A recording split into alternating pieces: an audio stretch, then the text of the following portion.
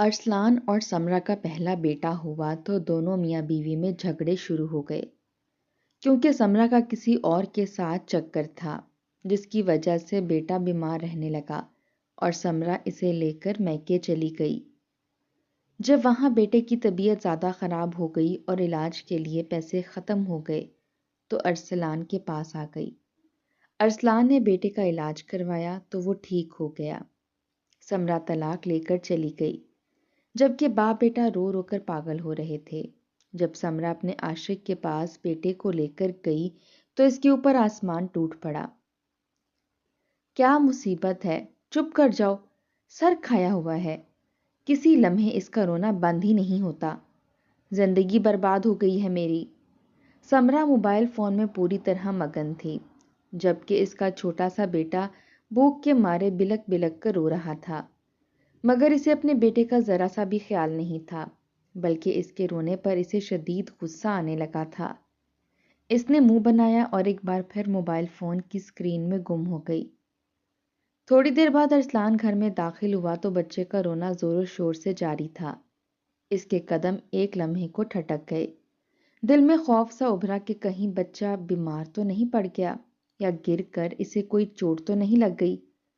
وہ فوراً ہی تیزی سے کمرے کی طرف بھاگا، مگر آگے کا منظر دیکھ کر اس کا غصہ حد سے بڑھ گیا۔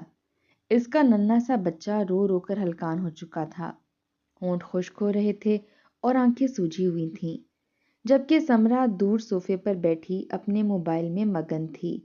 اس نے ہیڈ فون لگا رکھے تھے تاکہ بچے کے رونے کی آواز سے ڈسٹرب نہ ہو۔ وہ جان بوجھ کر بچے سے کافی فاصلے پر جا کر بیٹھی ہوئی تھی۔ ارسلان نے ہاتھ میں پکڑا ہوا بیگ زور سے صوفے کے سامنے پڑی ٹیبل پر دے مارا اور تیزی سے آگے بڑھ کر بچے کو اٹھا لیا۔ بس میرا بچہ، چپ ہو جا، بابا آ گئے ہیں نا۔ وہ بچے کو سینے سے لگا کر پیار سے تھپکنے لگا۔ اس اچانک افتاد پر سمرہ بھی ہڑبڑا گئی تھی۔ اس نے فوراً ہیڈ فون اتارے اور ارسلان کو دیکھ کر اس کا سانس اٹک سا گیا، مگر اس نے خود کو بروقت سنبھال لیا۔ وہ چہرے پر جھوٹی مسکان سجائے آگے بڑھی اور کہنے لگی، آپ آ گئے ہیں؟ مگر ارسلان نے ہاتھ اٹھا کر اسے وہیں روک دیا۔ تم اپنی سرگرمی میں ہی مصروف رہو۔ جس کے پاس اپنے بچے کے لیے وقت نہ ہو، اسے شوہر کو وقت دینے کی بھی کوئی ضرورت نہیں ہوتی۔ میں اور میرا بیٹا ایک دوسرے کو سنبھال سکتے ہیں، تم اپنی سرگرمیاں جاری رکھو۔ اس کے لہجے میں شدید تلخی اور دکھ صاف جھلک رہا تھا۔ ارسلان کے دل میں بے انتہا غصہ بھرا ہوا تھا۔ سمرہ کی لاپرواہی اسے بری طرح سے کھل رہی تھی۔ آخر ایسی بھی موبائل پر کیا مصروفیات تھیں کہ اس کا بچہ رو رو کر ہلکان ہو جائے اور اسے خبر تک نہ ہو۔ بہرحال جیسے تیسے کر کے سمرہ نے ارسلان کو منا ہی لیا تھا اور اس کا بگڑا ہوا موڈ کسی حد تک درست کر دیا تھا، مگر اس کے بعد بھی یہ سب بار بار ہونے لگا۔ سمرہ آہستہ آہستہ اپنے بیٹے کی طرف سے بالکل لاپرواہ ہوتی جا رہی تھی، ہر وقت موبائل میں گم رہتی، جبکہ ارسلان اس کی اس بے حسی پر دل ہی دل میں کڑتا رہتا تھا۔ وہ پورا دن گھر سے باہر ہوتا تھا، گھر میں کیا ہو رہا ہے اور کیا نہیں اسے زیادہ خبر نہ ہوتی تھی۔ شاید سمرہ اسی مصروفیت کا فائدہ اٹھا رہی تھی۔ دن بھر بچے کا خیال نہ رکھنے کا اسے علم نہ ہو پاتا، مگر شام کو جب وہ گھر آتا تو منظر سب کچھ خود ہی بیان کر دیتا تھا۔ بچے کے کپڑے صاف ستھرے نہ ہوتے، اکثر دودھ نکلا ہوا ہوتا اور کپڑوں سے کھٹی سی باس آ رہی ہوتی، منہ پر دودھ کے چپڑے لگے ہوتے اور اکثر اوقات پیمپر بھی لیک ہو چکا ہوتا، جس کی وجہ سے بچے کے جسم سے عجیب سی بدبو آتی تھی۔ زیادہ تر بچہ بھوک سے نڈھال ہوتا اور بلک بلک کر رو رہا ہوتا۔ ارسلان گھر آتے ہی اس کا فیڈر دھوتا اور اسے دودھ دیتا۔ سمرہ کی لاپرواہی کی وجہ سے اس نے کئی بار غصے میں فیڈر پھینک بھی دیا تھا۔ بعد میں اس نے خود ہی فیصلہ کر لیا کہ دفتر سے واپس آ کر پانی گرم کر کے فیڈر دھونا اس کا معمول ہوگا، کیونکہ سمرہ تو بچے کو خود سے فیڈ تک نہیں کروا رہی تھی۔ ارسلان اکثر سمرہ سے خفا رہتا اور خفا ہی سو جاتا، صبح اسے جگائے بغیر ہی کام پر چلا جاتا، مگر سمرہ نے بھی جیسے اس کی پرواہ کرنا ہی چھوڑ دی تھی۔ نہ اس کی خاموشی سے کھٹکتی تھی اور نہ ہی اس کی ناراضگی سے پریشان کرتی تھی۔ گھر میں ایک عجیب سی بے حسی اور خاموش تلخی پھیلتی جا رہی تھی۔ اس گھر کے حالات شروع سے ایسے نہیں تھے۔ جب سمرا اور ارسلان کی شادی ہوئی تھی تو دونوں آپس میں بے حد خوش تھے۔ سمرا ہر وقت نک سک سی تیار اور سجی سوری رہتی تھی۔ شام کو ڈھیروں خوشبو لگا کر ارسلان کا انتظار کیا کرتی تھی۔ ارسلان اگر دن میں بھی گھر کا چکر لگا لیتا تو سمرا کو ہمیشہ فریش اور مسکراتا ہوا پاتا تھا۔ وہ اس کے لیے چائے بناتی۔ ان دونوں کے درمیان محبت اور توجہ کا رشتہ مضبوط تھا، مگر جب سے ان کا پہلا بیٹا ہوا تھا تب سے ان دونوں کے درمیان محبت کی فضا جیسے کمزور پڑ گئی تھی۔ چھوٹی چھوٹی باتوں پر لڑائیاں اور جھگڑے ہونے لگے تھے۔ ارسلان کو اپنا بیٹا صاف ستھرا ہنستا مسکراتا ہوا چاہیے ہوتا تھا، مگر ایسا ہونا اب ناممکن سا ہو گیا تھا۔ سمرا نہ تو بچے کی صحیح طرح سے دیکھ بھال کرتی تھی اور نہ ہی اسے وقت پر دودھ دیتی تھی۔ بچہ دن بدن کمزور ہوتا جا رہا تھا اور بار بار بیمار پڑنے لگا تھا۔ ارسلان بار بار سمرا سے کہتا کہ بچے پر توجہ دو، مگر اس کے کان پر جوں تک نہیں رینگتی تھی۔ اس نے اپنا اوڑھنا بچھونا موبائل فون کو ہی بنا لیا تھا۔ اسی دوران سمرا کا اپنے ایک کزن کے ساتھ رابطہ ہو گیا تھا جو ان دنوں دبئی میں رہتا تھا۔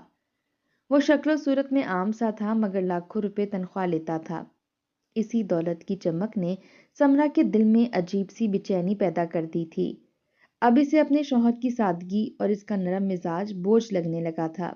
بہانے بنا بنا کر ارسلان سے دور رہنے لگی تھی۔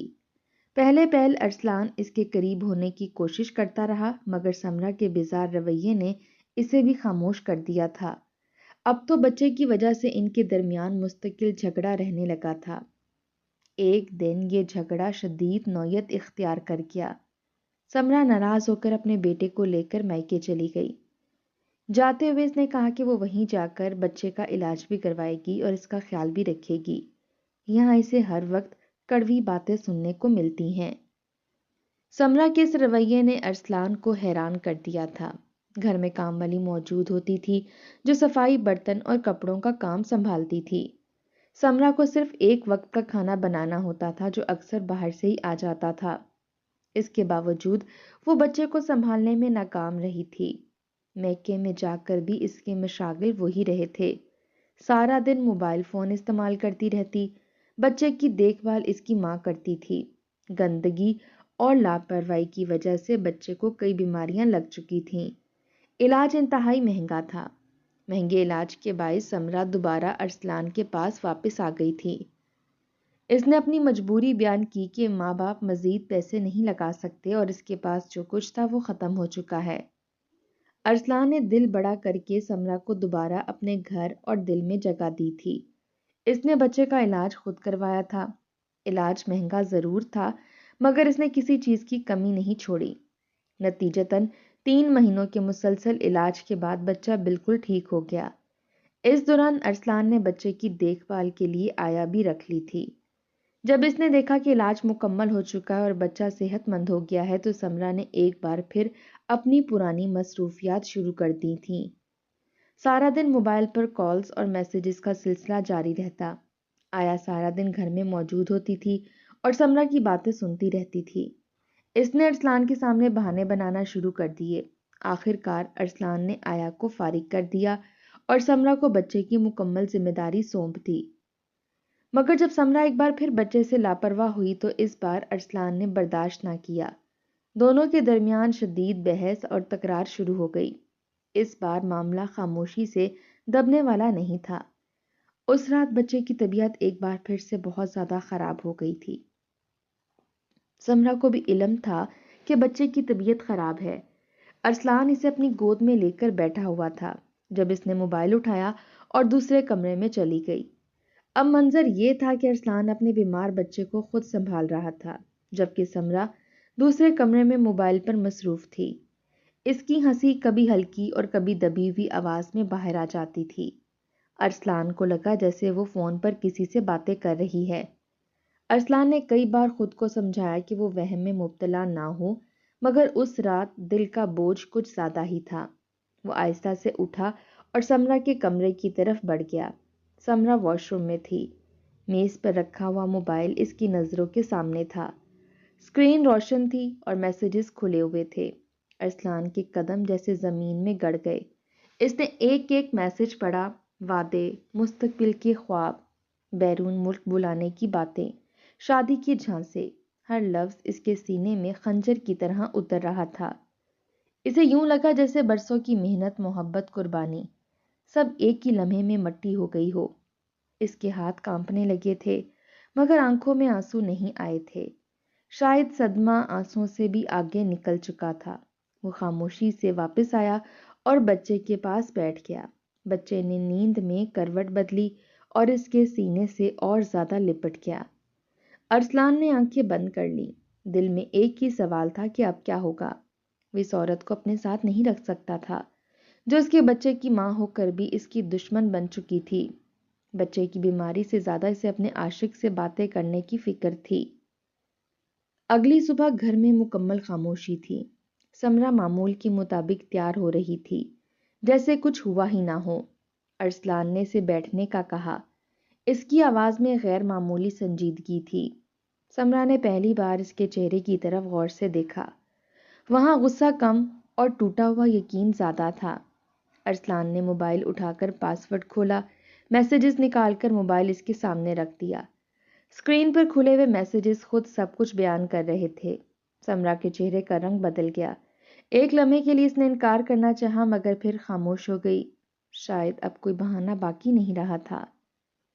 ارسلان نے بہت آہستہ کہا کہ وہ اس رشتے کو مزید نہیں گھسیٹ سکتا، نہ اپنے لیے اور نہ اپنے بچے کے لیے۔ اس نے بتایا کہ وہ سب کچھ جان چکا ہے۔ سمرا کے پاس کہنے کو کچھ نہ تھا۔ وہ کچھ دیر خاموش بیٹھی رہی، پھر اچانک اس کے لہجے میں سختی آ گئی۔ اس نے کہا کہ وہ اب اس کی زندگی میں نہیں رہ سکتی۔ وہ خود کو قید محسوس کرتی ہے، وہ آزاد ہونا چاہتی ہے۔ یہ الفاظ ارسلان کے لیے آخری وار تھے۔ اس نے اسی دن طلاق کا فیصلہ کر لیا۔ گھر کے بڑوں کو بلایا گیا۔ بات زیادہ لمبی نہیں چلی۔ جو ٹوٹ چکا ہو اسے جوڑا نہیں جا سکتا۔ سمرا نے طلاق لے لی۔ اس کے چہرے پر نہ ندامت تھی اور نہ دکھ، جیسے وہ کسی بوجھ سے آزاد ہو گئی ہو۔ جب سامان باندھا جانے لگا تو بچہ بار بار ارسلان کے پاس بھاگ رہا تھا۔ اس کے ننھے ہاتھ باپ کی ٹانگوں سے لپٹ جاتے تھے۔ وہ روتا تھا، بلک بلک کر روتا تھا۔ سمرا نے کئی بار اسے اپنی طرف بلانے کی کوشش کی مگر بچہ چیخ چیخ کر باپ کے پاس آ جاتا تھا۔ اس منظر نے گھر کے ہر فرد کو رلا دیا تھا۔ ارسلان نے بچے کو مضبوطی سے سینے سے لگا لیا۔ اس کے آنسو اب رک نہیں رہے تھے۔ دل پھٹنے کو آ رہا تھا مگر وہ جانتا تھا کہ وہ زبردستی بچے کو اپنے پاس نہیں رکھ سکتا۔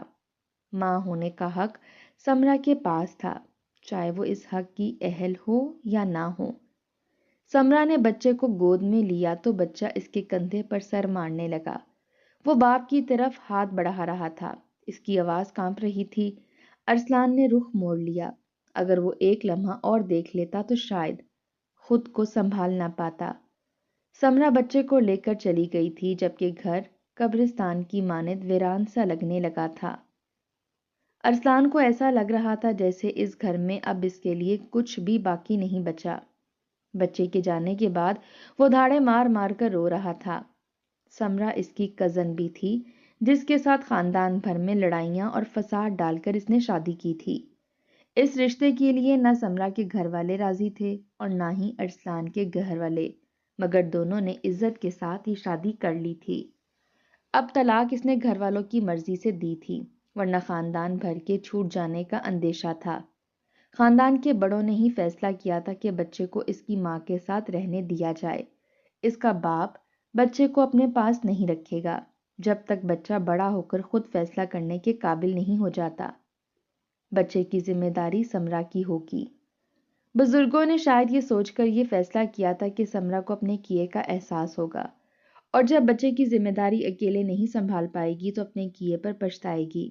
مگر یہ سب کرتے ہوئے انہیں ارسلان کا خیال نہیں آیا تھا کہ وہ بھی تو ایک باپ ہے جو اپنے بچے سے بے انتہا محبت کرتا ہے۔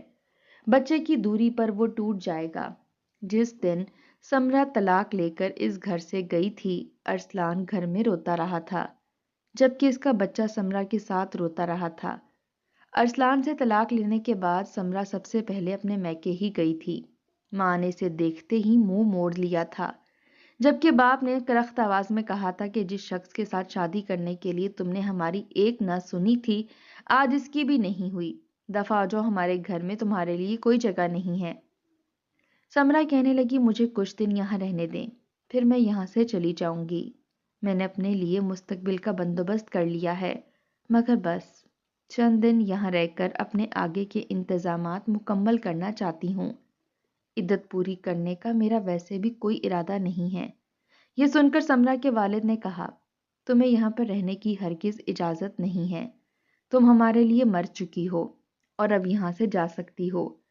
سمرا نے لاکھ منت کی مگر کسی نے بھی اس کی بات نہیں سنی تھی۔ وہ بچے کو اٹھائے اس گھر سے باہر نکل آئی تھی اور اپنے لیے کسی محفوظ جگہ کی تلاش میں تھی جہاں بیٹھ کر وہ آرام اور سکون سے اپنے عاشق فرید کے ساتھ رابطہ کر سکے۔ سامنے فٹ پاتھ پر ایک جگہ شیڈ لگا ہوا تھا۔ یہ کسی مارکیٹ کے سامنے بنایا گیا تھا۔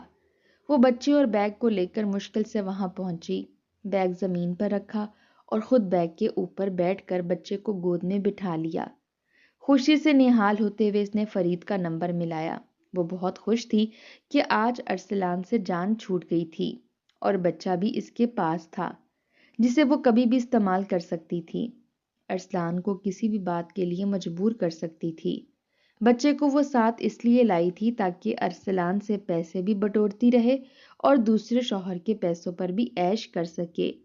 مگر وہ یہ نہیں جانتی تھی کہ کبھی کبھی ہماری پلاننگ قدرت کی پلاننگ کے آگے فیل ہو جاتی ہے۔ ہوتا وہی ہے جو قسمت میں لکھا ہوتا ہے اور رب کو منظور ہوتا ہے۔ وہ بار بار فرید کا نمبر ملاتی رہی مگر فرید نے کال ہی نہیں اٹھائی۔ وہ فرید جو پہلی بیل پر اس کی کال اٹھا لیا کرتا تھا، طلاق کی خبر ملنے کے بعد اس نے ایک بار بھی سمرا سے رابطہ نہیں کیا تھا۔ حالانکہ ہونا تو یہ چاہیے تھا کہ وہ خوشی کے مارے بار بار سمرا کو کال کرتا، مگر اس نے ایسا کچھ نہیں کیا تھا۔ اب سمرا کا دل زور زور سے دھڑکنے لگا تھا۔ پریشانی اس کے چہرے سے عیاں ہونے لگی تھی۔ وہ بار بار فرید کا نمبر ملاتی رہی مگر آگے سے کوئی جواب نہیں آیا۔ مجبوراً وہ فرید کے گھر کی طرف چل دی۔ فرید کا گھر دوسرے شہر میں تھا۔ سمرا بس بدل کر وہاں تک پہنچی تھی اور اب فرید کے گھر کے سامنے کھڑی تھی۔ بچے کو اس نے گود میں اٹھا رکھا تھا۔ ایک طرف اس کا بیگ تھا جس میں کپڑوں اور زیورات کے ساتھ ساتھ بہت سارے پیسے بھی تھے جو اس نے ارسلان کے گھر سے چوری کیے تھے۔ سب کچھ اسی کے ہاتھ میں تھا۔ گھر سے نکلتے وقت اس نے ارسلان کی سیونگ کا 1 روپیہ بھی نہیں چھوڑا تھا۔ چوکیدار نے دروازہ کھولا تو سمرا نے اپنا تعارف کروایا اور اندر چلی گئی، مگر یہ دیکھ کر اسے بڑا دھچکا لگا کہ سامنے ہی فرید صوفے پر بیٹھا ہوا تھا۔ گھر میں کافی زیادہ چہل پہل تھی، لگتا تھا جیسے کئی لوگ آئے ہوئے ہوں۔ یقیناً یہ سب مہمان تھے جو قیمتی لباس میں ملبوس تھے اور بے حد تیار تھے۔ ایسا لگ رہا تھا جیسے یہ سب لوگ کسی شادی کی تقریب میں شریک ہونے آئے ہوں۔ تم دبئی سے کب آئے فرید؟ اور اگر پاکستان آنا ہی تھا تو مجھے بتایا کیوں نہیں؟ اس نے ڈائریکٹ سوال پوچھا تھا۔ فرید نے سمرا کو دیکھا تو اپنی جگہ سے اٹھ کھڑا ہوا اور مسکرا دیا۔ آؤ سمرا آؤ، تمہیں کسی سے خصوصی طور پر ملوانا ہے۔ اس نے آگے بڑھ کر سمرا کے کندھے پر بازو رکھا اور ایک خوبصورت سی لڑکی کے سامنے جا کھڑا ہوا۔ یہ میری بیوی ہے، اس سے میں نے دبئی میں شادی کی تھی۔ اب یہ امید سے ہے، اس لیے میں اسے پاکستان لے آیا ہوں تاکہ اس کی امی اور میری امی مل کر اس کی اچھے طریقے سے دیکھ بھال کر سکیں۔ میری زندگی مکمل ہونے والی ہے، میرے ہاں بھی بچہ آنے والا ہے۔ تم ماں بن گئی ہو تو میں پیچھے کیسے رہتا؟ ہمیشہ ہر چیز میں تمہارا مقابلہ کیا ہے۔ فرید کی باتیں سن کر سمرا زمین میں گڑ گئی تھی۔ اس نے کہا تھا تم تو مجھ سے شادی کرنے والے تھے۔ فرید زور زور سے ہنسنے لگا، کہنے لگا میں تم سے شادی کیوں کروں گا؟ تم جیسی بے وقوف لڑکی میں نے آج تک نہیں دیکھی۔ میری میٹھی میٹھی باتوں میں آ کر تم نے اپنا ہنستا بستا گھر اجاڑ دیا۔ میں نے صرف تمہیں بے وقوف بنایا تھا، صرف اور صرف اپنی بے عزتی کا بدلہ لینے کے لیے جو تم نے میرا رشتہ ٹھکرا کر کی تھی اور اس ارسلان کو اپنا ہمسفر چن لیا تھا۔ اس دن میں نے سوچ لیا تھا کہ تم سے اپنا انتقام لے کر رہوں گا، اور دیکھ لو آج میرا انتقام پورا ہو گیا۔ کھانا ضرور کھا کر جانا، آج میرے سسرال والوں کی دعوت تھی۔ یہ کہتے ہوئے فرید دوبارہ مہمانوں کی طرف متوجہ ہو گیا۔ سب لوگ دبی دبی ہنسی کے ساتھ سمرا کو دیکھ رہے تھے۔ ذلت کے احساس نے سمرا کی آنکھوں میں آنسو بھر دیے۔ وہ بچے کو اٹھائے اس کے گھر سے باہر نکل آئی۔ اب اس کے پاس کوئی راستہ باقی نہیں بچا تھا۔ وہ سیدھی ارسلان کے پاس پہنچی، بچے کو اس کے حوالے کرتے ہوئے بیگ بھی ارسلان کے گھر میں چھوڑ دیا۔